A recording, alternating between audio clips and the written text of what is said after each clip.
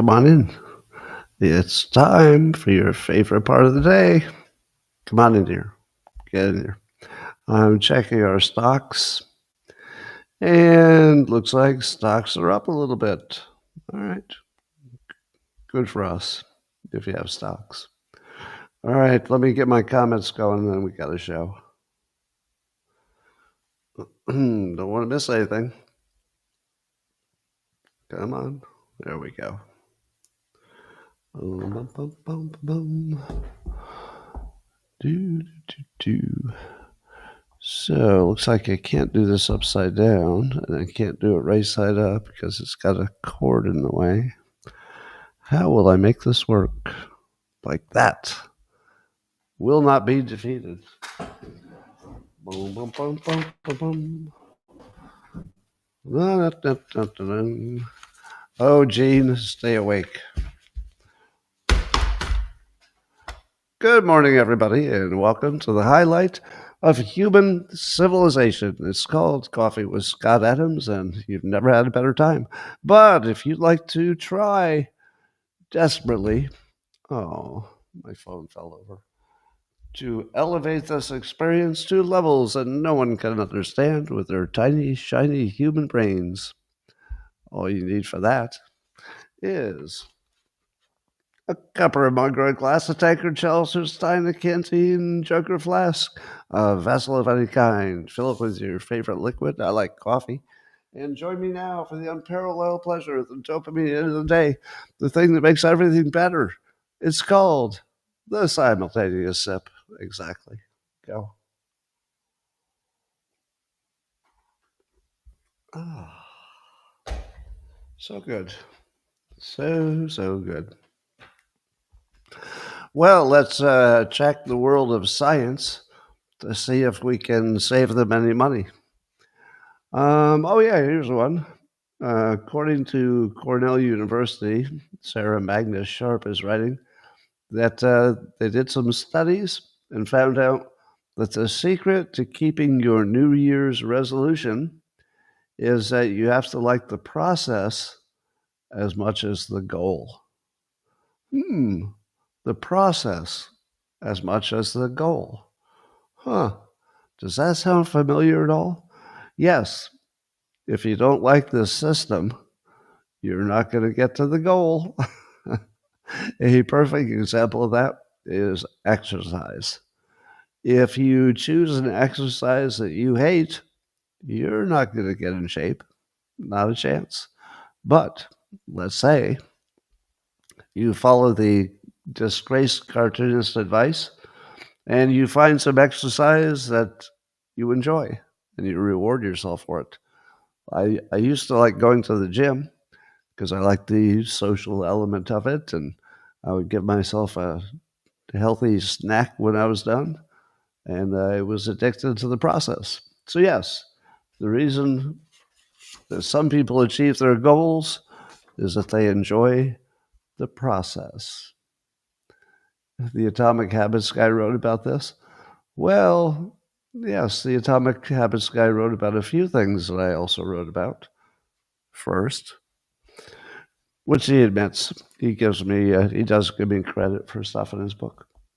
Anyway, let's see if science has any more surprises for us. Oh, here Eric Dolan is writing about there were psychedelic retreats for people with PTSD. And they found that if they did psychedelics, it helped them with their PTSD. Now, does that story sound familiar? At least once a week, there's a new study where somebody gave somebody some psychedelics and discovered that it helped their mental situation greatly. It either solved their depression or their PTSD or some other major mental problems. Have you ever seen a story about people responsibly using hallucinogens where it didn't work? I feel like it works every time they test it, no matter what the domain is, as long as it's something about mental health. It helps every time. every person, every time. Now there must be situations where it goes wrong for some people. So don't get any medical advice from me. I'm just noting that every time this story is in the news has the same ending. Yeah, it was a big difference. Something should something should happen. If we could replace, I believe, all therapy with AI as your therapist, just telling you to uh, responsibly take some hallucinogens. Maybe, maybe that's all you need. Um, I saw a post by the Wall Street Apes on X. They showed a video of there's some company in San Francisco. I don't know what company that's testing a little robot on wheels. Not the kind that looks like a person, but a little robot on wheels for delivering stuff in urban environments. And they're testing it. This doesn't seem real, but I think it is. They're testing it in LA to see if I can deliver things on the sidewalk. But they had to do a test where they put mannequins on the sidewalk like homeless people who had passed out from fentanyl, and then they had to test the robot to see if it would go around the bodies, the homeless people lying on the sidewalks, and I think it did. But we're just assuming from the video that what they were testing was if the robots could go around the humans. What we didn't see is if they're testing the robot to kill the humans and then go around them. I don't know. I don't know. We just saw the bodies. We don't know how they died.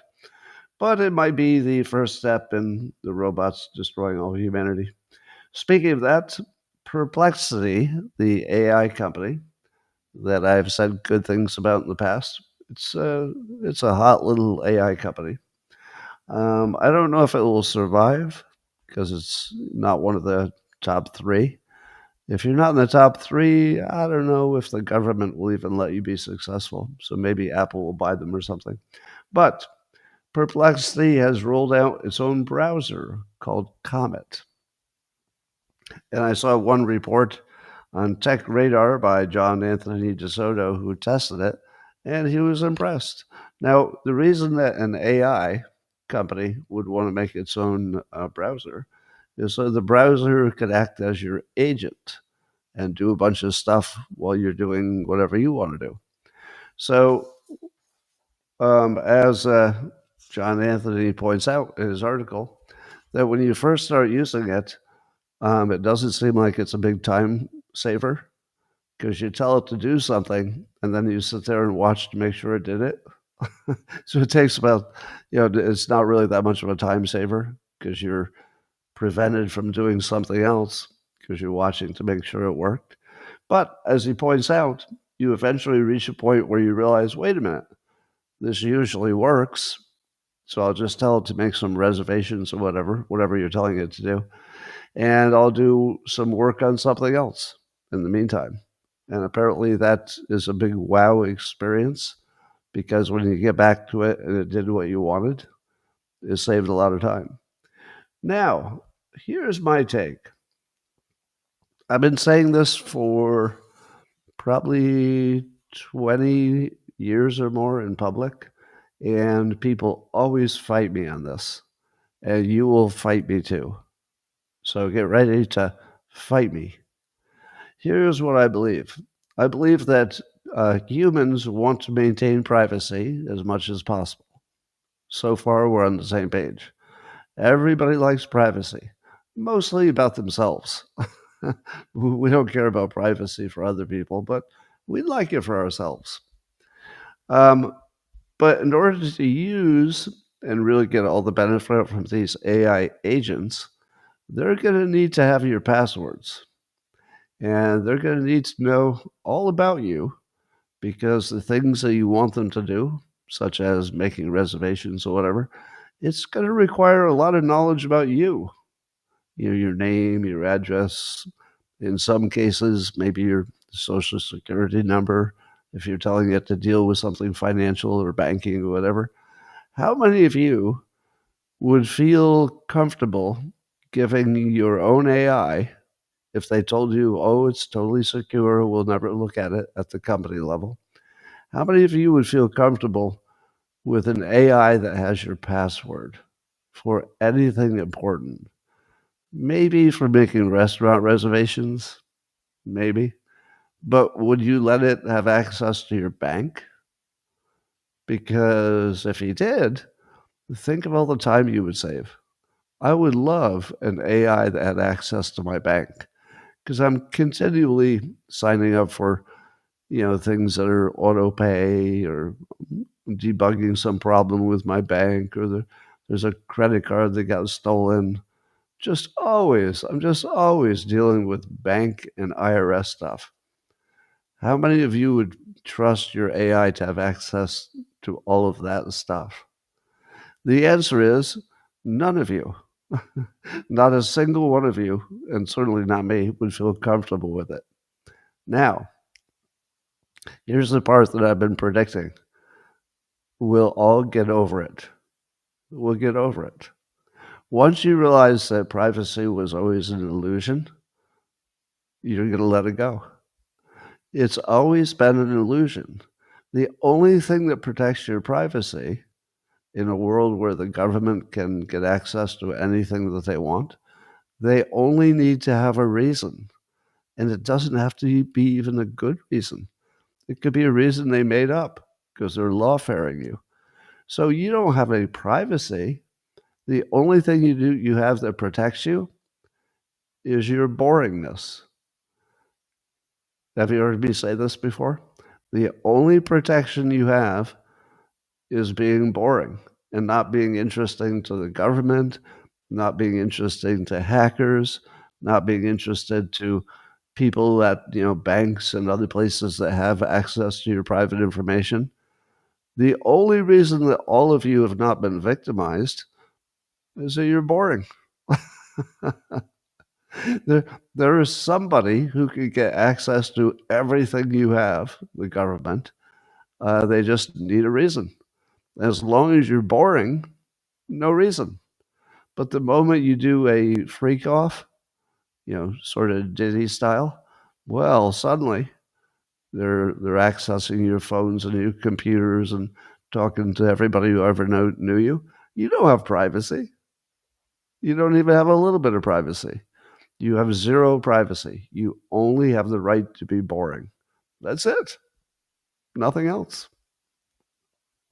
So I'm not saying that you should give up your privacy, and I'm not saying I would enjoy it if it happened, if I lost mine. Wouldn't like it at all. But I bet you once we realize that privacy went away a long time ago, or maybe you never had it, that you'll just say, I don't really have any serious privacy because my government can get whatever they want, if not hackers. But I can use these AI agents to make my life 10 times easier. So I think people will just get over privacy. That's my prediction. And again, I'm not saying you should or that you'll like it. I'm just predicting that's where it will go. Well, SoftBank, the company is SoftBank.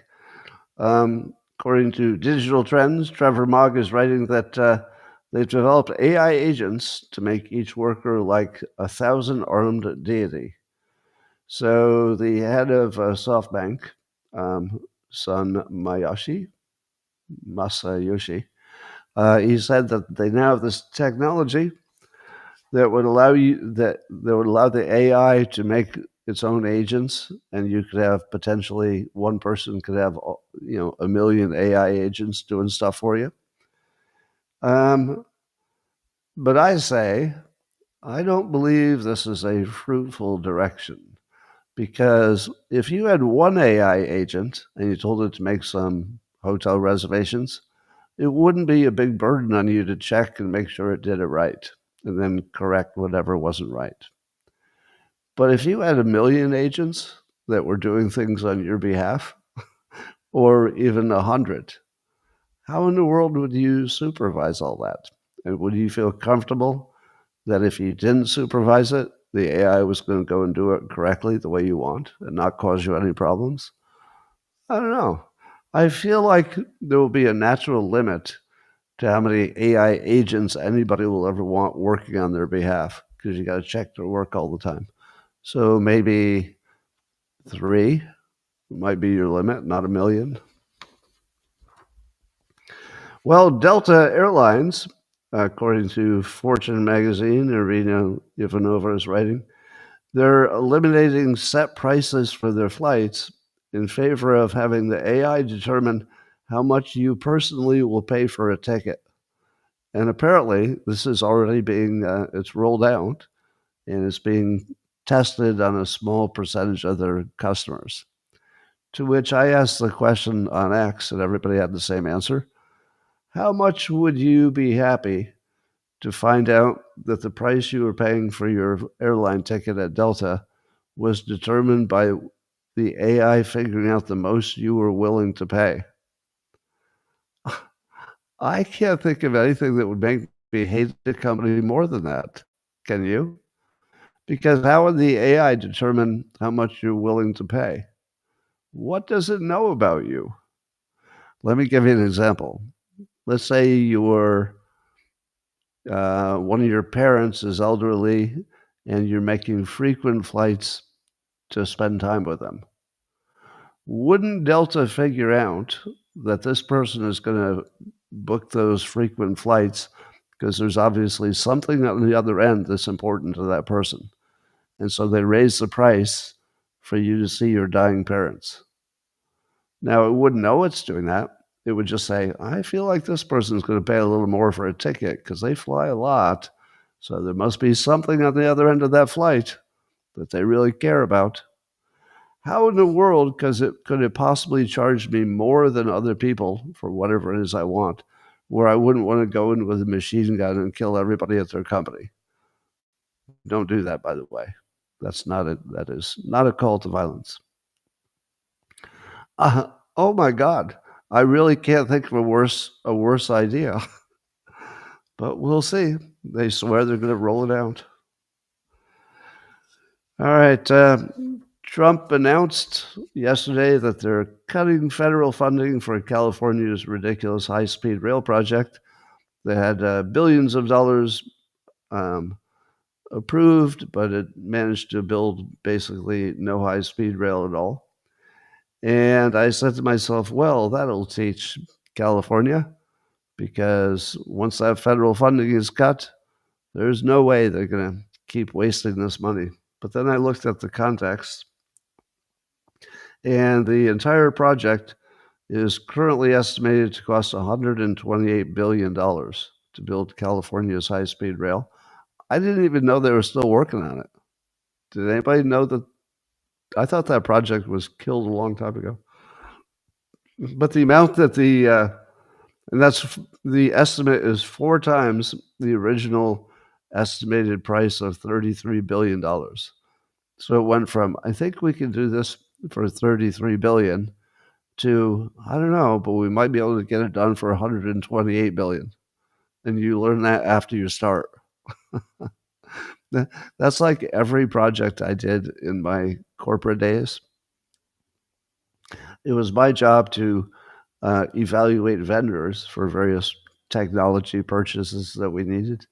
And so I'd, go out for a bid. I'd ask companies to bid on it. All right, we need to replace this internal storage device. And then all the companies would bid. And then I would take the low bid of the best company that was qualified to do it.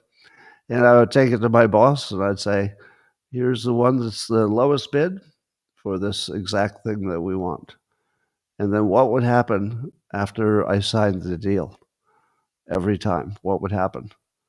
As soon as you sign it, or maybe as soon as you install it, you immediately learned that you needed to spend more for something that hadn't been mentioned. And so on day one, your low-priced vendor, the one that had the lowest price, surprises you with, oh, well, it looks like we specified something that's a little underpowered for what you need. but no problem. If you just pay more, you could have the better model.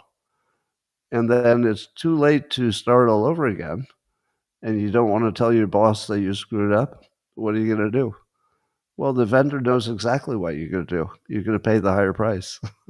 So in the real world, things do go the way that this high-speed rail went, which is somebody bid, I could get that done for $33 billion. And then probably the moment it was approved, the people who said they could do it for $33 billion started doing, probably it was lots of different entities, but about every one of the entities said, all right, yes, totally. Yep, our portion would only cost $1 billion. Well, unless you want to go all the way down to state, which is what you want, well, that would be $2 billion. And then all the other people involved do the same thing. So, well, now that it's all approved, I got to admit, we're taking a closer look, and we probably can't do it for that price. But for twice that price, we could totally get it done. So that's the way of the world. Everything gets approved at an artificially low price, and then the bad people creep it up. But apparently, the federal amount was only $4 billion.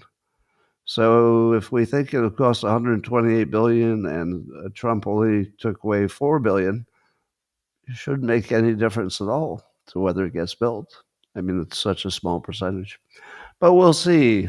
I expect nothing to happen. But do other countries have the same problem where they can't get stuff done? Well, turns out that the UAE is planning to build an underwater bullet train, which doesn't exist anywhere. So they would connect Dubai and Mumbai. So from Dubai to Mumbai, there would be this cool underwater train experience, high-speed train, and they would make it so that the underwater view is amazing, so that you're looking at amazing underwater stuff as you go. So that's what the UAE is doing. How does the UAE get something done like that? Because it feels like in the Middle East that things are getting done. Maybe not that big city of or whatever it is, Saudi Arabia. I think Saudi Arabia is having that cost overrun thing too, building their big futuristic city. But we'll see. We'll see if the UAE can do what California cannot do times 10. If you watched the Sean Ryan podcast with Gavin Newsom, you saw that Gavin Newsom was angry at Trump for, among other things, giving him the nickname New Scum. And the problem that Gavin Newsom has with his nickname New Scum is that he has children, and the children get bullied at school, and they get called New Scum too. Now, I am very much opposed to this situation where you call Gavin Newsom New Scum, but it has a downhill impact on the children being bullied. And I think you need something to distinguish the two, because you don't want the father and the children to be suffering under the same nickname. So what I recommend is that Gavin be called Old Scum, and maybe his children would just be New Scum, sort of like Junior. No, I'm against bullying. That's just a joke. But it's kind of funny, New Scum and Old Scum. If I were his kids, I don't know how old they are. I think they're probably teens. If I were his teenage kids and people were calling me New Scum, I would insist that my father be referred to as Old Scum because it would be funny to me. All right. Well, apparently there's a new poll of Democrat congressional people approval. And the job approval, according to the New York Post, Victor Nava's writing about this, they've hit a new all-time low. So they're now at 19%. Only 19% of registered voters approve of the way Democrats in Congress are handling their job. That's a Quinnipiac a university poll. 19%. Is that the lowest it's ever been? It feels like it, right? Newer scum, new scum and newer scum. That's pretty funny. So I'm going to predict that Democrat congressional approval will hit single digits. So, something below 10. If they're down to 19, I don't know if there's a bottom for this. So we'll see.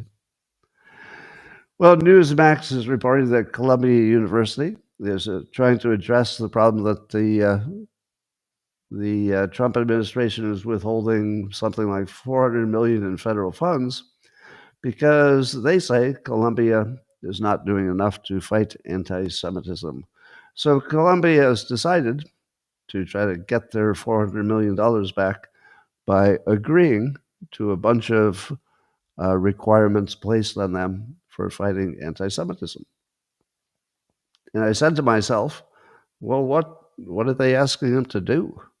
Well, here's a list of things they're going to do. They're going to adopt the International Holocaust Remembrance Alliance definition of anti-Semitism. So they won't have as much ambiguity about what is and what isn't. They will accept that organization's definition of anti-Semitism. Now, what would that be? What would their definition be? Their definition would be that some critiques of Israel, the country, as a Jewish state, might cross a line into anti-Semitism. They gave some examples. So if you were to publicly deny or privately, I guess, deny the Jewish people's right to self-determination, you would be anti-Semitic. The right to self-determination. What does that even mean? What would it mean to deny somebody's right to self-determination? Doesn't everybody sort of have that right a little bit? I don't even know what it means. So that would be trouble. Or claiming, so it would be anti-Semitic according to this definition, if you claim that the existence of Israel is a racist endeavor. So don't do that. And if you compare the current Israeli policies with that of the Nazis, that would be considered anti-Semitic. So you can't call Israel Nazis. But just to be clear, you can still call everybody else a Nazi. You can call Trump a Nazi. You can call me a Nazi. You can call everybody a Nazi, but you cannot call Israeli policies Nazi. Now, here is something you need to know. I talk about this a lot, actually, but I'll put it in this context as well.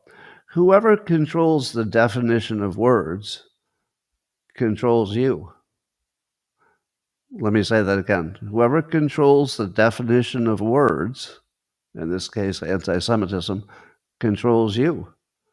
Because they can decide, well, according to my definition, you just did something illegal, so you go to jail, or you get kicked out, or whatever the penalty is. So whenever you see this, we've decided this one organization will be in charge of the definition of the word. You don't want to be in that situation. You want to be able to have the right to use words the way you would like them to mean. And if other people have a different definition for it, well, you can fight it out, verbally. But if you let somebody else decide what your definitions of words are, they are in charge of you. So I would suggest that Israel's making a step in the wrong direction, because one of their biggest complaints is that the anti-Semites say Israel has too much control in the United States. Well, they're talking about this. Now, it's not the country of Israel. In this case, it's the International Holocaust Remembrance Alliance, which I'm sure is a fine organization. I have no problem with it whatsoever. And obviously, if they have the option of being in control of the definition, Of course they'd want that. Why wouldn't they? You should want it too. We should all want to be in charge of the definitions because that puts you in charge of everything. But they're working with, so Columbia is also working with the Anti-Defamation League. And what else are they doing? They're going to appoint a coordinator to ensure compliance with whatever civil rights acts. Sounds good. And they're going to work with the Anti-Defamation League to create training on anti-Semitism. So a little bit like the definition thing. So if Columbia delegates the training materials to the Anti-Defamation League, they're really putting the Anti-Defamation League in charge of some important stuff. So I feel as though this may be one step forward, two steps back. It's good to try to battle anti-Semitism. So I'm all in on that. But if the way you're doing it is you're putting in some organization's definition of what would allow you to be kicked out of school or jailed or punished or canceled or whatever, that's a horrible idea. And I would imagine that for the people who are, paying attention at some level that's beyond what the average public is paying attention, that this would make them even more angry about what they would see as Jewish control of America. Now, since I don't go to Columbia, I don't really have a dog in this fight. But it looks like the thing that the Trump administration is requiring of them to get on the right side of anti-Semitism probably will make it worse. I think it would make it worse. So I'm going to blame not Columbia for this, but whoever is making Columbia do it, which is the Trump administration. So bad on the Trump administration for putting somebody else in charge of definitions of words. According to an ex-user called Cartoons Hater, must be a cartoonist, I don't know. She talks about how in the old days, not too long ago, being a good dancer used to be something that men tried to do. So apparently men at one point tried to be good dancers because they thought it would attract women. And I remember when I was younger, that was one of the main things that people said, is that, just learn to dance, and then you'll have all these women. But according to Cartoons Hater, that dancing is now a social activity that is uncommon. Did you know that? Did you know that dancing is no longer as big a deal as it used to be? I didn't know that. I assumed it was always the same. But in the current day, when men dance, in quotes, dance, they either do slow dances or they barely move. So back in the 80s, people would try to be doing disco and they'd have, John Travolta moves and stuff. And people are trying to figure out why, what changed, that men don't dance anymore. And somebody said it's because dancing looks gay, maybe. But also that if you didn't dance very well, somebody with a phone is going to take a video of you and humiliate you in public. To which I thought, that might be true. But I think in general, just men are not trying as hard. Men are not trying to even attract women. And I'll talk about that a little bit more. But Victor Davis Hanson has an article in the Post Millennial talking about this TikTok influencer who says that women are stealing salads at restaurants when the order is up for some order to go. The TikTok influencer say women are stealing salads of what they think would be maybe some guy that they could date in the future. And then they use LinkedIn to stalk the real owner and contact him and say, "Oh, I'm sorry. It appears I accidentally got your salad." And it's a way for women to somewhat casually meet a man. Now, first of all, I don't believe anything about this story. I do not believe that that happened more than one time in the entire world. There may have been one person who once stole a salad or got one accidentally and thought, oh, I think I'll contact this person. Maybe one person ever. So I do not believe this is any kind of a trend. Um, but it does speak to the fact that, the regular dating apps and all that stuff are not working. Dance is not working. Dating apps are not working. And some people are complaining that men don't approach women anymore and ask them on dates. Is that something you've heard? I've heard this. I've heard it from single women. They say that men just don't approach them. They just don't. They used to, but they don't. Now, why do you think that is?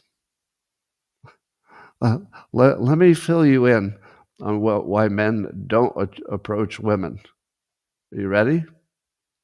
It only works for handsome people who are tall and have most of their hair or are in good shape at least. If you're a really good looking guy, you can walk up to anybody and they'll be like, oh, maybe.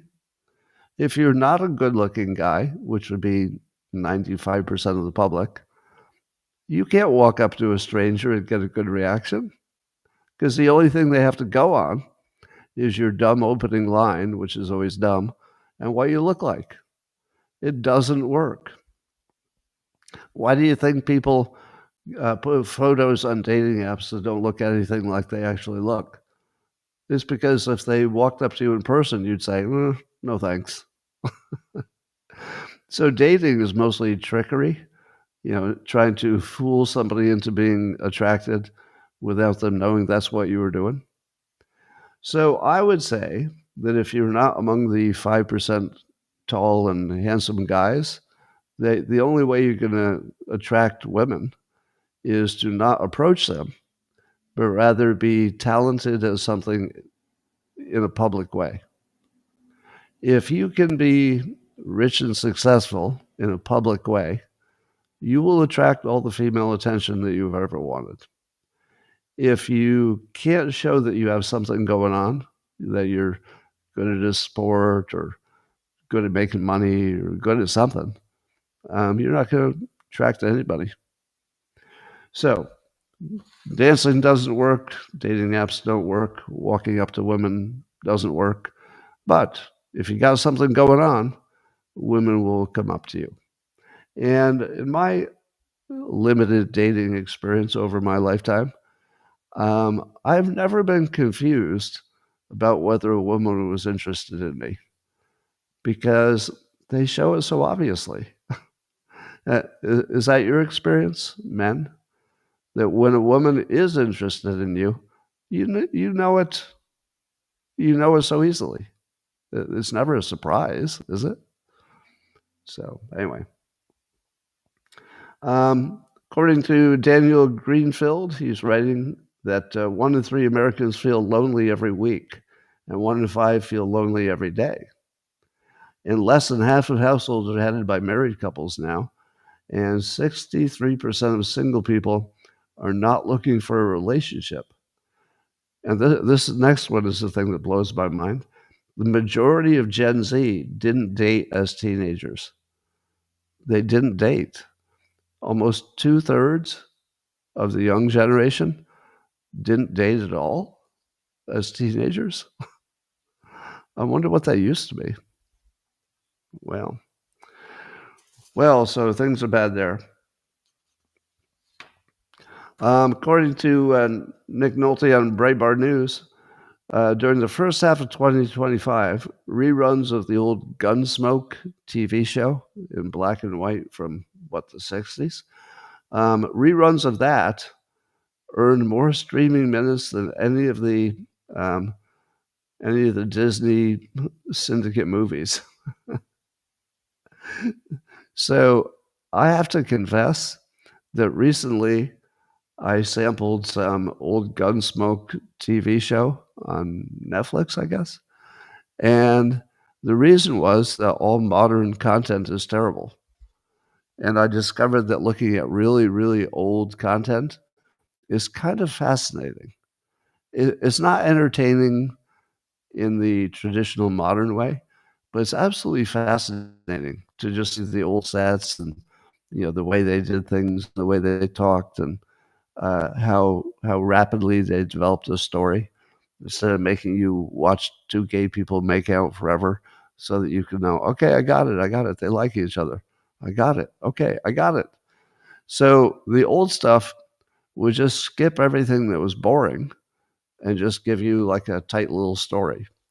The modern stuff usually has some director who's got power, and the director says, "Oh no, we need a good 10 minutes of these gay people making out, because otherwise, how will the audience know how much they like each other?" So the old days was much better content, even though even the old comedies I was watching, like Newhart. I watched Newhart, the original old, very old black and white, because I remember laughing hysterically at it when I was a young child. There are not even any jokes in that thing. By modern standards, there's not a single joke, and it's a comedy. Now that's fascinating to me, to find out what used to be funny, but you would not laugh once. You could watch. I think I watched about several episodes in a row. Not one laugh, but yet fascinating to see how they made it in the old days. I liked watching it, but no jokes that you would recognize by today's standards. Well, Trump has signed something called the Halt to Fentanyl Act. And it's going to permanently classify all fentanyl related substances as Schedule 1, and it gives the law enforcement some tools to work on that. That's good. I don't know if that'll make any difference.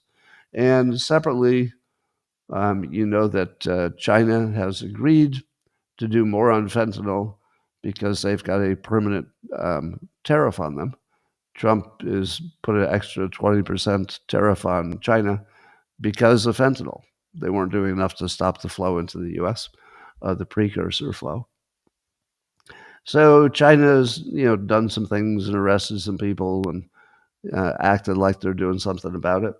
Now, like I said about Trump monetizing the Ukraine war, instead of solving it, he said, well, all right, if you Europeans really want this war to go on, how about we just sell you weapons and we make a profit? So he monetizes the Ukraine-Russia war, which I have to admit is kind of smart, just monetizing it. And then you can wait as long as you want. Like your whole who wants to blink first is totally answered. Well, we're not going to blink. We're making money. We'll just keep making money. If you guys want to keep fighting, go ahead. But now Trump has monetized fentanyl because we assume that China won't do enough to stop the flow because they probably want it to keep going. But we'll just keep charging them 20% extra tariff. So, do I want the fentanyl trade to be stopped? Yes, of course. But if you know you can't stop it, why not monetize it? Now, Trump could never say that out loud, that he's just monetizing the horrific fentanyl trade because it's killing people like crazy. But if your option is it's going to happen anyway, you might as well monetize it. There's something about that I hate and I love at the same time. I just love the fact that Trump keeps finding ways to monetize our problems. If you can't solve them, you might as well monetize them. Charge other countries for it. Okay. Well, if you're watching the drama with Fed Chair Jerome Powell, and Trump wants him to quit, he thought about firing him, but he says he's not going to fire him, which the markets liked because they thought the idea of Powell getting fired for what would be, no legitimate cause at this point would be a bad move. So if Trump ever wanted to do that, he says he's backed off it, or he never thought about it. I don't know which, but he says he won't do it. Now, the exception would be if they found some malfeasance or corruption or something that we don't know about, and then there would be a reason to do it, and then he could do it. But one of the reasons, the potential reasons, might be that the Fed is building a new headquarters, and I guess it was like $2.5 billion they needed just for renovations, and some of it looked a little extreme. So Bill Pulte, who's the head of federal housing, director of federal housing, he's volunteered to take a tour of the construction project because he's an expert on construction. That's his background. And to let us know if there's anything that looks corrupt there. As in, how could you possibly spend $2.5 billion just renovating? I mean, if you were building it from scratch, maybe, but renovating $2.5 billion? And that would be an interesting idea. So if Trump agrees to that, I guess Trump could probably authorize that. You might see Bill Pulte doing a tour of the headquarters construction project and letting us know if Jerome Powell should be fired. Now, as far as I can tell, Jerome Powell would never spend a day in that new headquarters, right? Because his term is over in May, no matter what. And I can't imagine they'd be done with this project by May. So it doesn't seem like he's building this, this project for his own consumption. But there might be something going wrong here in terms of who got the contracts or just essentially managing the project correctly. There may be poor management here. So Bill Pulte might find enough to make a move there, give Trump enough ammunition to make a move. And by the way, if you're not following the career of Bill Pulte, you really should pay attention because I'm going to tell you right now, he could be one of your future presidents. If you're not already keyed into that idea, start paying attention. He has the full talent stack, and he's clearly, highly, America first, super patriot, and he doesn't need the job. He's very successful in his life. He doesn't need the work, but he's putting in serious work into making our country better. So keep an eye on Bill Pulte. He has the entire talent stack to take it as far as he wants. I don't know how far he wants, but he can go as far as he wants. Let's see. I asked, today's the day that there's a national protest against Trump, right? That is the day, July 17th. They should be doing some national multi-city protest, generic. Now, this would be a paid, professionally organized protest. It's not organic, and so we really shouldn't care about it at all except have fun mocking it. But I asked on X yesterday, what would be a name for these protests that are not organic? They're just Democrat-funded trouble. I started with the idea of pro-pesters. Instead of protesters with a letter T, there'd be pester with a P as in puppy. So pro-pesters. But a number of people had a bunch of other suggestions, so you might want to look at those. They're on my X feed. Well, the Department of Justice fired James Comey's daughter. She was an attorney who worked for the Southern District of New York, I believe, and she handled the Epstein case and the Ghislaine Maxwell case and the Diddy case.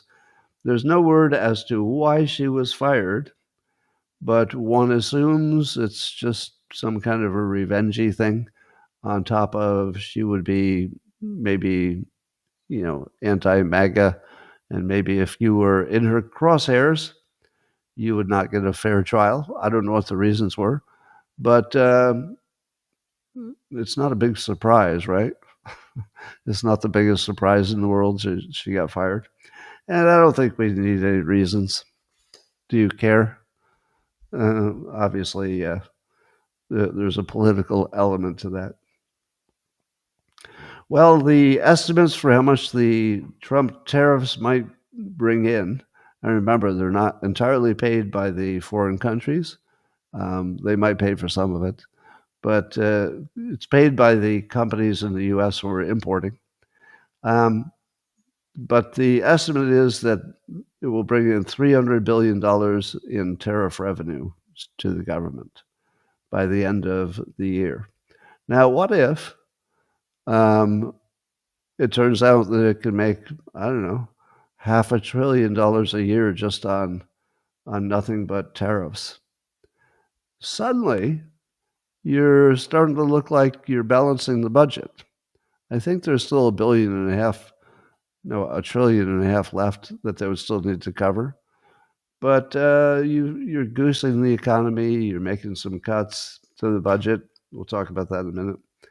And you're adding tariff revenue.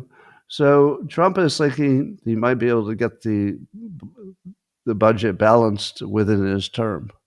Do you believe that? You know, I think there were lots of things we didn't believe about tariffs that are turning out to be Trump was right. So I'd hate to say he can't do it, but it's quite a stretch to get the budget balance. Maybe. There's nobody else who I think could come close. So maybe.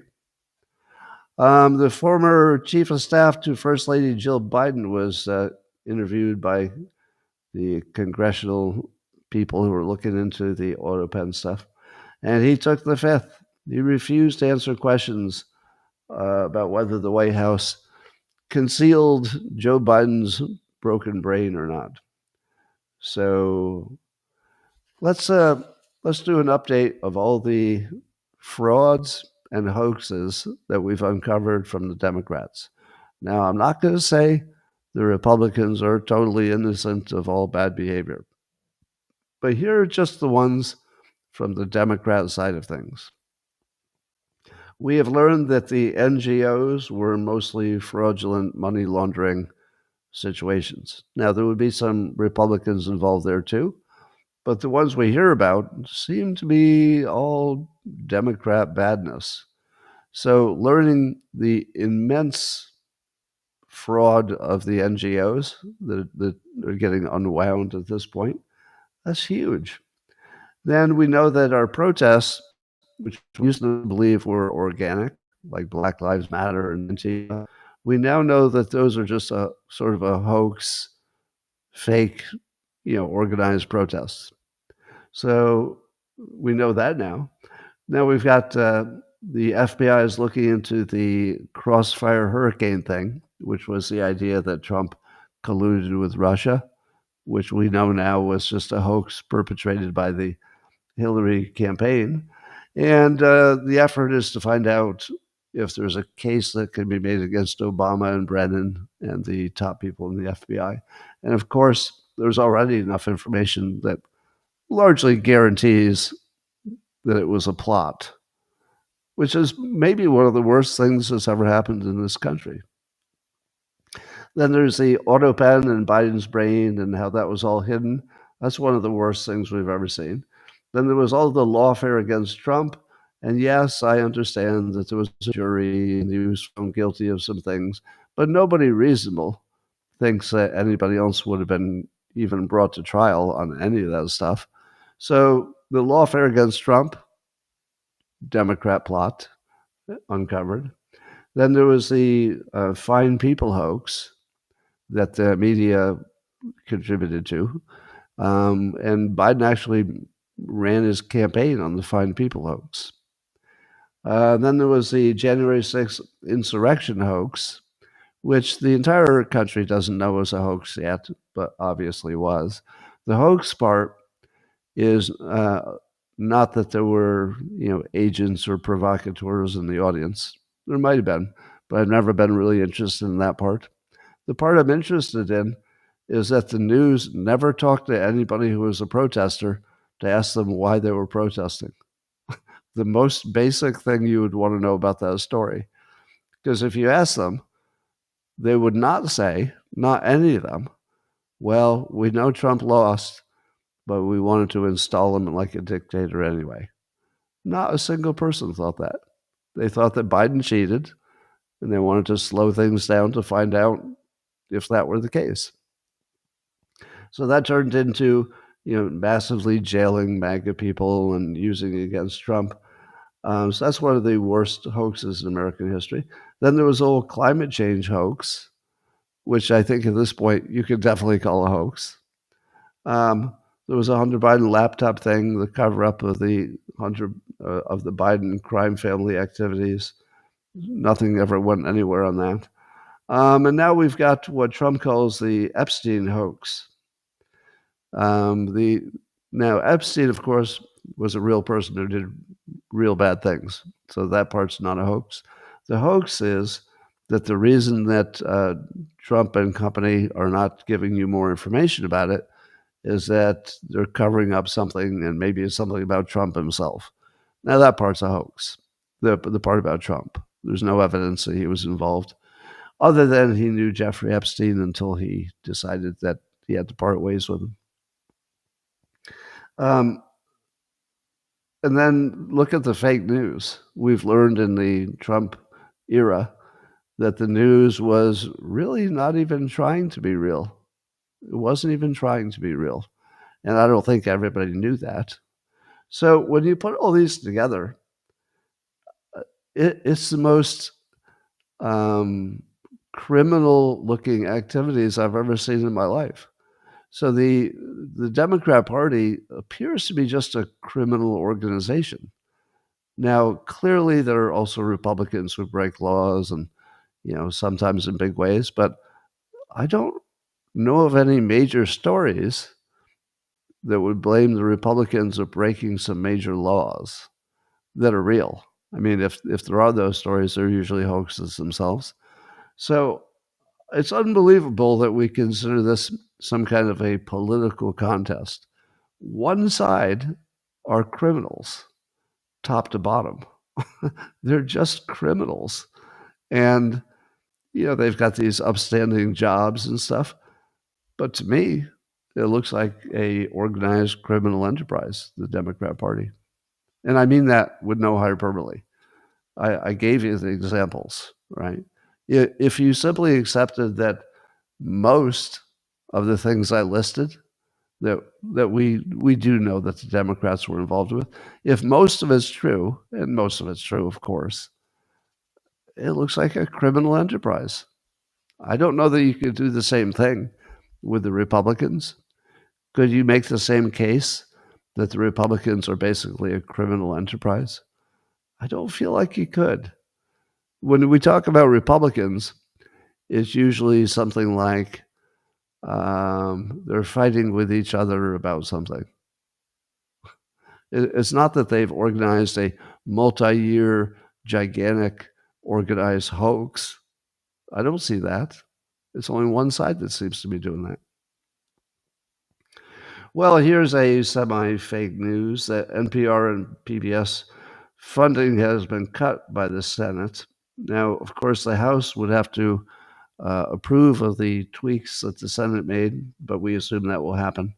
So the Congress will pull back $9 billion in funding, federal funding, that would have gone to NPR and PBS. Now, the part of it that's fake news is that I think most people assume that's where all the funding comes from. But I think the reality is it's a somewhat smallish percentage of their total operation. So it doesn't mean NPR and PBS will go away. Probably just means they'll work harder on their private fundraising, my guess. President Trump apparently sidestepped some Epstein questions at his latest spray, they call it. Some reporter, CNN reporter, asked whether he'd consider appointing a special counsel to look into the Epstein stuff. And I think he's not opposed to it, but maybe he didn't weigh in on it. But he does say he wants people to move on from that story. And he says that the people demanding the Jeffrey Epstein files be released are, quote, stupid and foolish. Now, what's interesting about that is that he's describing about half of his supporters as stupid and foolish. Now, I'm not one of them, meaning that I've not demanded that they release more, because I'm satisfied that we elected people whose job it is to tell us if there's something we need to see. And I like those people. And I think that if they decided we shouldn't see something, I'm okay with that. I don't feel like I'm the backseat driver, where if Dan Bongino says, no, there's nothing here to see, I don't feel like I need to dig into it personally. Didn't we hire Trump to hire people, to appoint people and hire people who would get what we want done? So there's no guarantee that there isn't some dirty stuff in there that we'd like to see and we should see. But I don't think it's stupid or foolish to ask for it. So Trump is trying to turn this into another Democrat hoax, and only part of it is a hoax. The hoax is the part that the reason he doesn't want to release things is because he's involved.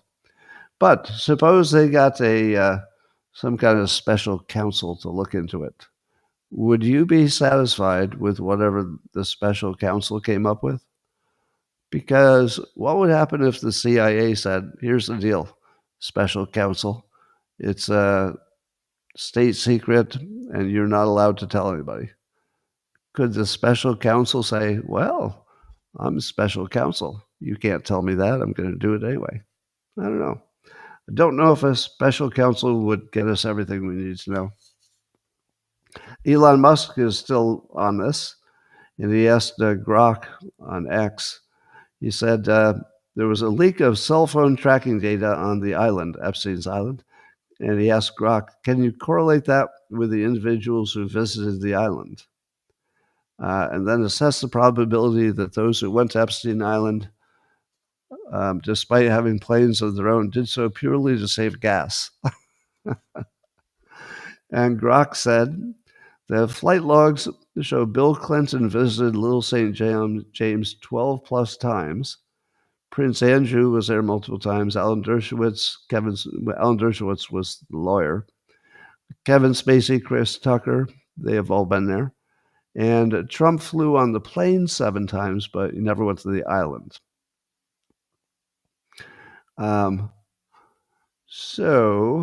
And then there were a bunch of devices that were logged, and hypothetically, you could find out who was using their cell phone on the island to confirm that they were there. Now, if Bill Clinton went to Little St. John's 12 times, do you have any question whatsoever about what he did while he was there? Do you really believe that Bill Clinton went to Little St. James without his wife 12 times and that he went there because he liked the beach or he liked hanging out with his friend? Really? There's actually no other reason that he would have gone there 12 times unless he was doing some stuff that maybe you wouldn't want to know. So I'm wondering if Bill Clinton is the reason that these files are not fully disclosed. Do you think it's Bill Clinton? It might be, because he would be certainly somebody that the entire Democrat machine would want to protect, because it would be a way of protecting Hillary at the same time and, sort of protecting the Democrats in general. But I feel like if we know that Bill Clinton went to the island 12 times and then nothing is being released to us, as in nothing happened, come on. Let's be serious. At the very least, they're covering up for Bill Clinton. Would you agree? Whatever else they're covering up for, I don't know. But if you're telling me that they're not covering up for the guy who went there 12 times with his wife, 12 times. I mean, let's be serious. Of course he was involved in things he doesn't want you to know about. I mean, I feel like it's just screamingly obvious. The people who were on Epstein's plane, like Trump, I feel, there's no direct evidence that he did anything illegal on the plane. And I guess they lived in about the same place and traveled back to New York City a lot. So sometimes it was just, I don't know, just easier, or wanted to hang out with his friend or whatever. I don't know. But what we know from Dershowitz is that there was no client list per se. Remember, Dershowitz was Epstein's lawyer, so he knows more than we do. He knows the names of the accused. So there are people who have not been named who have been accused. He says that Trump is definitely not accused. There's nothing about Trump there. That's an accusation in the files. And he believes that the CIA were not involved with Epstein because Epstein would have mentioned it to his lawyer, who was Dershowitz, if he wanted to have the best leniency. To which I say, really? Do you believe that the CIA would agree that they were working with Epstein if the topic was underage children? I don't think so. I think that if the CIA were involved in that operation, that if Epstein gave up the CIA and said, not only is Epstein himself doing these illegal underage women things, but the CIA is part of the operation. Do you think he would throw the CIA under the bus and say, yeah, they're trafficking children? If they were. I'm not saying they were. But if they were? So I'm not buying Dershowitz's explanation on this. I'm not buying the explanation that if he was working with the CIA, he would have mentioned it. You would mention it if you were working with the CIA to spy on Russia. Well, then you would mention it. Or to get secrets from China. Well, then you would definitely mention it to your lawyer. But if the context is, did you do some of the worst things that the public can imagine? Sex trafficking of minors? Do you think that even Epstein would give up the CIA? Because it seems like they would have to kill him if he did. Well, and then I guess I would take some fact checking on this next point I'm going to make. Did Dershowitz say that Epstein was not involved with an intelligence entity because he would have told Dershowitz so he could get a better deal? But would that include if he worked with Mossad? If Epstein had worked with Mossad, and I don't know that he did, but if he did, how would that get him a better plea deal in the United States? That doesn't seem connected, does it? So can Dershowitz really say, well, and he didn't say this, but could he say, I know he wasn't working with Mossad or MI6 or the Saudis because he would have mentioned it to me, his lawyer, so he could get a better deal? How would you get a better deal if you were working for the intelligence agency of another country? That would be the opposite of getting a good deal, right? Yeah.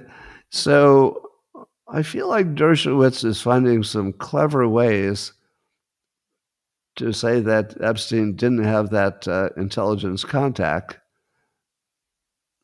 but it doesn't sound believable. So judge for yourself. All right. And then Mike Benz, who's also on the case here with the Epstein story, he notes that there is a normal and routine thing that the press does and the CIA does when somebody is alleged to have worked with them. Apparently, there's a database that you can search for somebody's name to find out if they work for the CIA. Now, I think only the CIA has access to it, but it's fairly routine that people get blamed as being a CIA asset. So the CIA also doesn't know, at some levels of management, they don't even know who's working there because there's so many secrets. So they have a system where if there's something in the news that says some character works for the CIA, they can type that person's name into their database, and then they could make a statement later saying, no, he's not ours. Or if it is theirs, they can say, no comment. And Mike Benz has some way that he can check to find out that there has been no name search for Jeffrey Epstein, despite it being the main question that's been in the news for years. And he's having trouble believing that this search was never done because it's the most routine thing you would do. And since it's such a high profile case, of course you would do it on this one.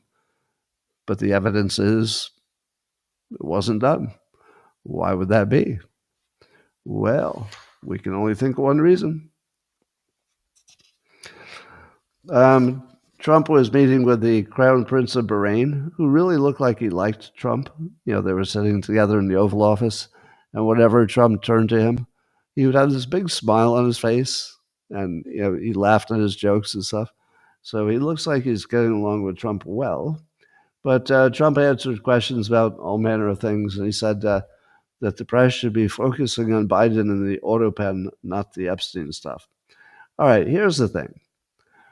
When Trump tries so hard to tell us that we should not talk about Epstein, isn't he winking as hard as you can? Yes, there are secrets there. I know the secrets.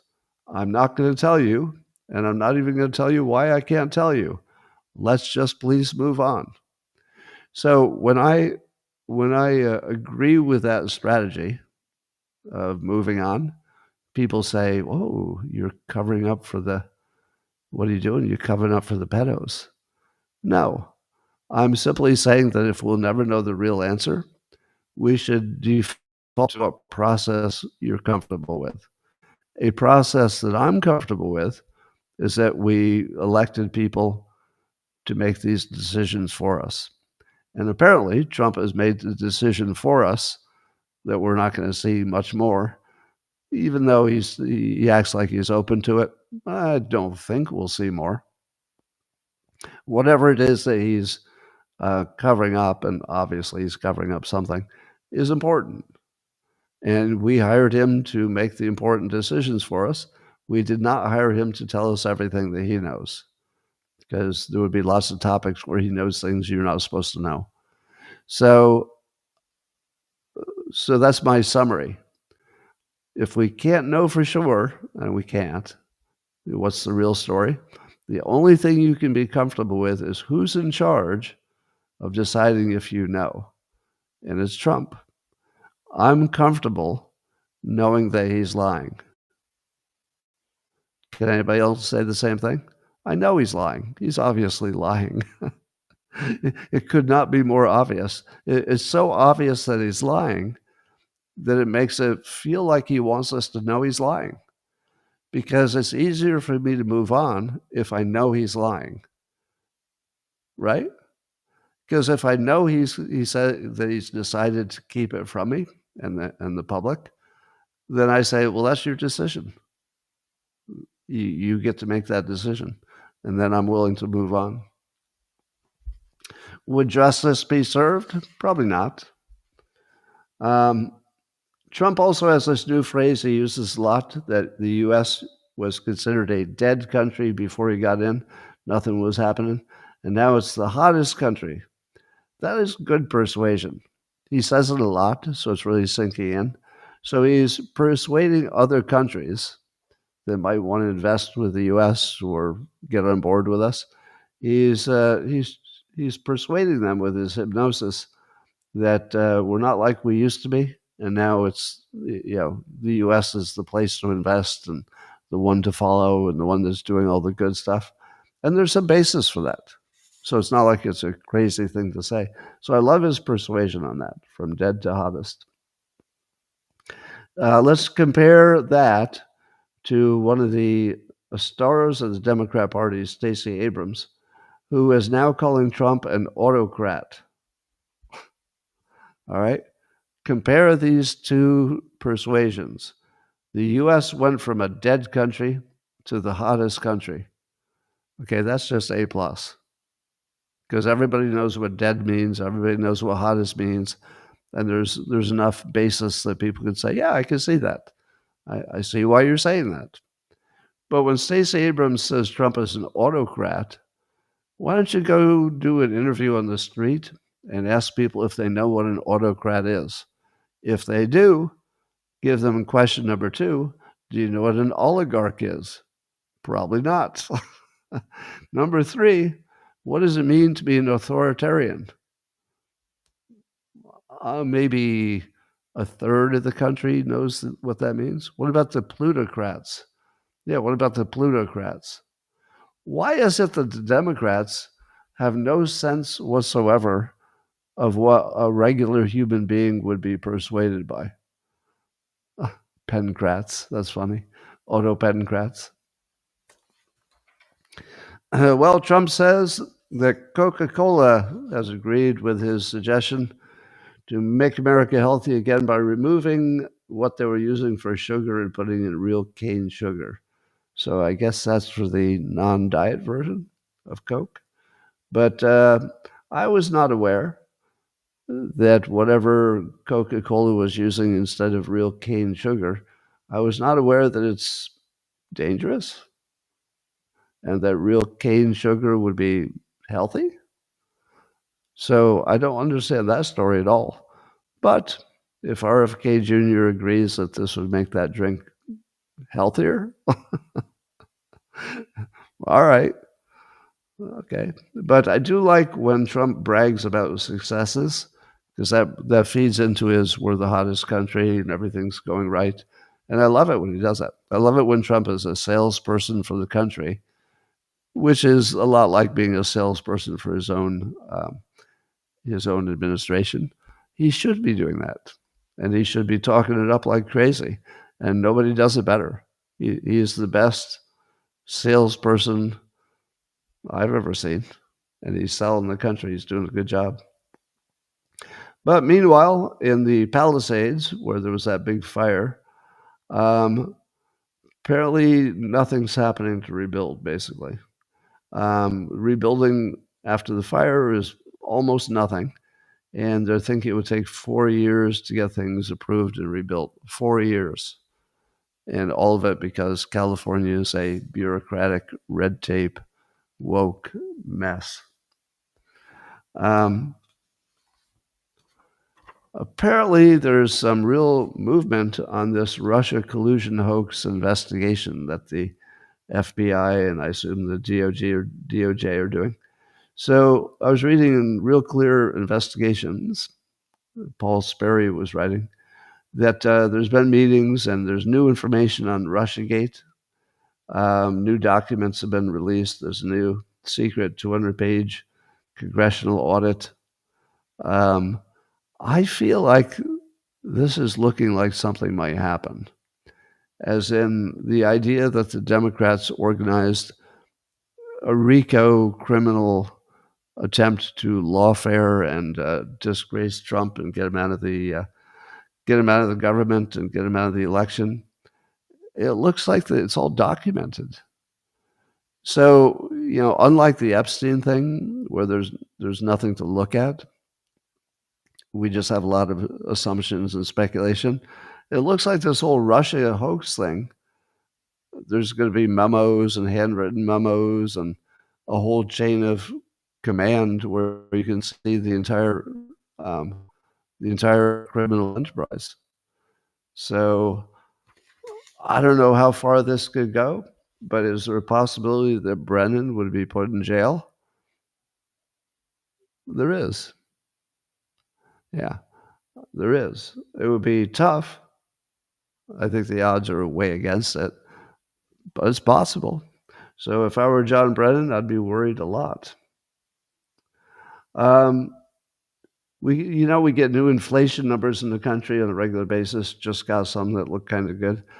But would you be surprised to learn that economists say that our inflation data is all bullshit? Does that surprise anybody? That the data that they use to figure out if our prices went up. So part of it is a labor shortage. So the way they check prices is have a little army of people call certain places and say, what are you charging for this or that? And then they compile it. When they don't have the information, they estimate it. They estimate it. How exactly would you estimate the price of a thing without checking any base source? You just make it up, right? So it sounds to me like some of the inflation numbers are literally just pulled out of somebody's ass. So I think the administration in charge probably can make that inflation number just about anything they want, because it's sort of made up and based on assumptions and stuff. And of course, what I say when we find out that the inflation numbers are probably BS, I say, wait until you find out about the climate models. Wait until you find out how many estimates are in the climate models. If you're worried about the inflation numbers not being perfectly accurate, oh, wait till you find out about temperature. Yeah, there are some estimates there. Zoran Mamdani had a meeting with a bunch of important business CEOs, and they were asking him about, his use of the phrase "globalize the intifada," which is taken commonly as a call to violence toward Israel and Jewish people. And Mamdani claimed that for him, the slogan is not about that violence, but it reflects a protest against what he called the Israeli occupation of Gaza and not an endorsement of violence. So he says he'll still be in favor of the idea of that he's opposed to the occupation of Gaza, as he would call it, but he does not endorse anything about it that is violence. Now, remember what I said about whoever gets to decide what the definition of something is in charge. So here is Zoran trying to make us accept his definition of what globalize the intifada means. If he can get us to accept that definition, then he probably has a good chance of getting elected. And it looks like he's winning. But do you buy that? How many of you think that that phrase is sort of innocent and it's only talking about the occupation? It's not really believable. So I don't think that he has the power to redefine that. So it means that at the moment, he's not in charge of you, because you still have your own definition and you would be willing to use it in public if he had to. But he's trying to redefine it to get power over you.